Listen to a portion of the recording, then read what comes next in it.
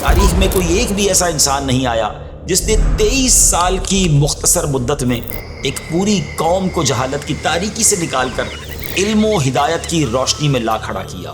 جن لوگوں نے کبھی بیٹیوں کو زندہ دفن کیا تھا وہی لوگ علم و حکمت کے چراغ بن گئے۔ جن لوگوں نے کبھی بتوں کے آگے سجدے کیے تھے وہی لوگ توحید کے علم بردار بن کر دنیا بھر میں پھیل گئے۔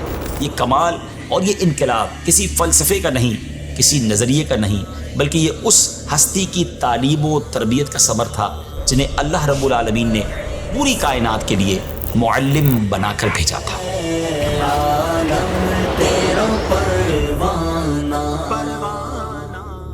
السلام علیکم ورحمۃ اللہ وبرکاتہ۔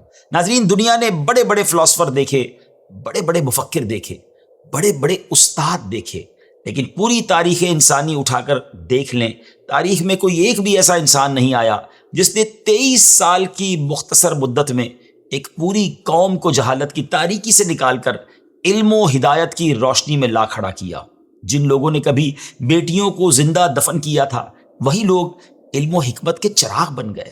جن لوگوں نے کبھی بتوں کے آگے سجدے کیے تھے وہی لوگ توحید کے علم بردار بن کر دنیا بھر میں پھیل گئے۔ یہ کمال اور یہ انقلاب کسی فلسفے کا نہیں، کسی نظریے کا نہیں، بلکہ یہ اس ہستی کی تعلیم و تربیت کا ثمر تھا جنہیں اللہ رب العالمین نے پوری کائنات کے لیے معلم بنا کر بھیجا تھا۔ ناظرین، ہمارے پیارے آقا علیہ الصلوۃ والسلام تعلیم و تربیت میں نہایت رحم دل اور نرم تھے۔ آپ اپنی نرم مزاجی سے لوگوں کے دل جیت لیتے اور اپنی عمدہ گفتگو سے انہیں اپنا گرویدہ بنا لیتے۔ ایک مرتبہ ایک دیہاتی آپ کے پاس آیا اور یوں دعا کی، اے اللہ، مجھ پر اور محمد علیہ الصلوۃ والسلام پر رحم فرما اور ہمارے علاوہ کسی اور پر رحم نہ کرنا۔ پیارے آقا علیہ الصلوۃ والسلام جب اس کی دعا سنی تو آپ اس پر غصے نہ ہوئے، اسے ڈانٹا نہیں، کیا کمال انداز میں اس کی تربیت فرمائی کہ اتنا فرمایا کہ تو نے نہایت وسیع چیز کو محدود کر دیا ہے۔ یعنی اللہ عز و جل کی رحمت تو بہت وسیع ہے، سب کے لیے دعا کی جا سکتی تھی، مگر تم نے اس دعا کے ذریعے اس کو محدود کیا۔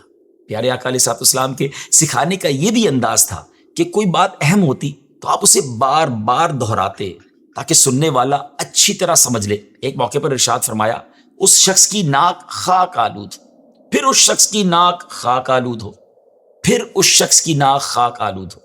صحابہ کرام نے عرض کی، یا رسول اللہ صلی اللہ علیہ وسلم، کس کی ناک خاک آلود ہو؟ ارشاد فرمایا، جس نے اپنے ماں باپ دونوں یا ان میں سے کسی ایک کو بڑھاپے کی حالت میں پایا، پھر وہ شخص ان کی خدمت کر کے جنت میں داخل نہ ہوا۔ ناظرین، اس حدیث سے کیا سیکھنے کو ملا؟ امپورٹنٹ بات ہے تو اس کو ایمفسائز کیا جا رہا ہے، بار بار دہرایا جا رہا ہے تاکہ پتہ چل جائے کہ دیر از سم تھنگ اسپیشل۔ ناظرین، ہمارے پیارے آقا علیہ الصلوۃ والسلام کئی مرتبہ صحابہ کو پریکٹیکل کر کے بھی سکھاتے، اور جو لوگ ٹیچنگ کی فیلڈ سے وابستہ ہے وہ یہ جانتے ہیں کہ ایک طریقہ یہ بھی ہے جس کو کیا کہا جاتا ہے، ایکسپیرینشل لرننگ، یعنی عملی مشق کے ذریعے سمجھانا۔ کوئی کام پریکٹیکلی کسی اسٹوڈنٹ کے سامنے کیا جائے تو اس کو سمجھانا آسان ہوتا ہے اور اس کا دل و دماغ پر اثر دیر تک رہتا ہے۔ نبی پاک علیہ الصلوۃ والسلام نماز پڑھتے ہوئے فرماتے، سلو کما رأیتمونی اصلی، نماز اس طرح پڑھو جس طرح تم نے مجھے پڑھتے دیکھا۔ حج کے دوران لوگوں کو عملی تعلیم دیتے ہوئے فرماتے، لتأخذوا مناسککم، تم اپنا حج مجھ سے سیکھ لو۔ ہمارے پیارے آقا علیہ الصلوۃ والسلام لوگوں کو جس بات کی دعوت دیتے خود سب سے بڑھ کر اس پر عمل پیرا ہوتے، جبکہ جس چیز سے لوگوں کو منع کرتے خود اس سے کوسوں دور رہتے تھے۔ ناظرین، پیارے آقا علیہ الصلوۃ والسلام نے اپنے صحابہ کو آہستہ آہستہ گریجولی تعلیم دی، ایک ہی ساتھ سارا علم نہیں سکھایا کہ اس سے بوجھ پڑتا ہے اور یاد رکھنا بھی مشکل ہو جاتا ہے۔ آپ علیہ الصلوۃ والسلام کا انداز یہ تھا کہ آپ ہر عمر اور ہر ذہنی صلاحیت کا فرق ملحوظ رکھتے، ہر ایک کو اس کے حال کے مناسب تعلیم دیتے اور رہنمائی و خیرخواہی فرماتے۔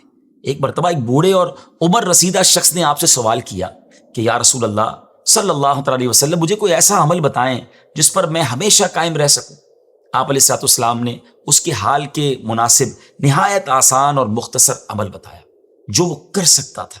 اگر کوئی اور معلم ہوتا تو شاید زیادہ عمر میں زیادہ مشقت والا عمل کرنے کا حکم دیتا اور اس کی کمزوری اور بڑھاپے کو نظر انداز کر دیتا، جبکہ پیارے آقا علیہ الصلوۃ والسلام نے اس سے فرمایا، تیری زبان ہر وقت اللہ کے ذکر سے تر رہے۔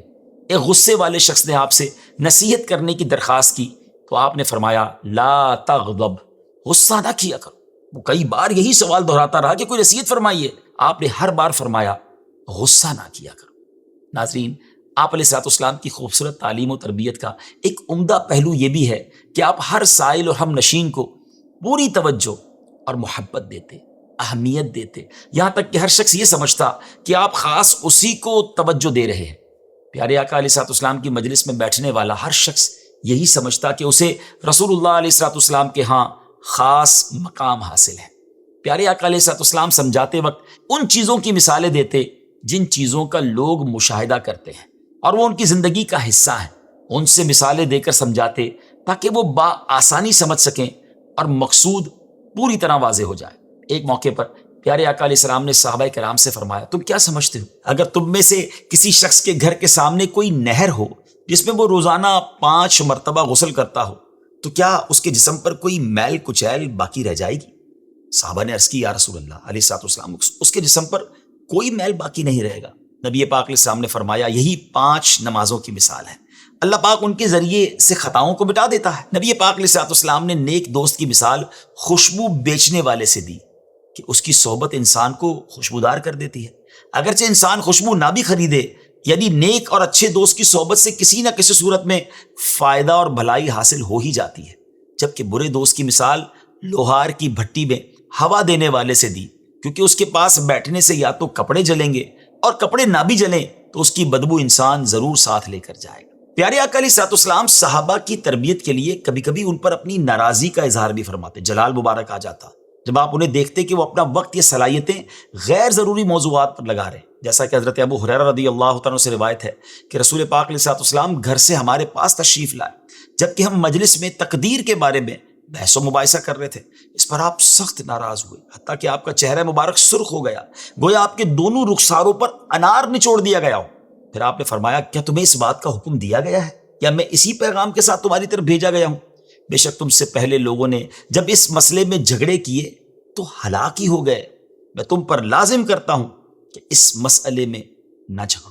بعض اوقات پیارے آقا علیہ الصلوۃ والسلام تعلیم دیتے وقت مختصر اور جامع انداز اختیار فرماتے تھے، پھر ضرورت کے مطابق اس کی وضاحت بھی کر دیتے تھے تاکہ سننے والوں کے لیے بات کو سمجھانا، یاد رکھنا اور ذہن میں بٹھانا آسان ہو جائے. ابو قتادہ رضی اللہ عنہ سے روایت ہے کہ نبی پاک علیہ الصلوۃ والسلام کے پاس ایک جنازہ گزرا تو آپ نے فرمایا، یہ شخص آرام پا گیا یا اس سے آرام مل گیا ہے. صحابہ نے وضاحت طلب کی تو ارشاد فرمایا، مومن بندہ دنیا کی مشقتوں اور اذیتوں سے اللہ پاک کی رحمت کی طرف آرام پاتا ہے، اور جو فاجر بندہ ہوتا ہے، گناہگار آدمی ہوتا ہے، لوگ، شہر، درخت اور جانور آرام پاتے ہیں کہ یہ دنیا سے گویا چلا گیا. ناظرین، اسی کو کہتے ہیں نا، خیر الکلامی ما قل و دل.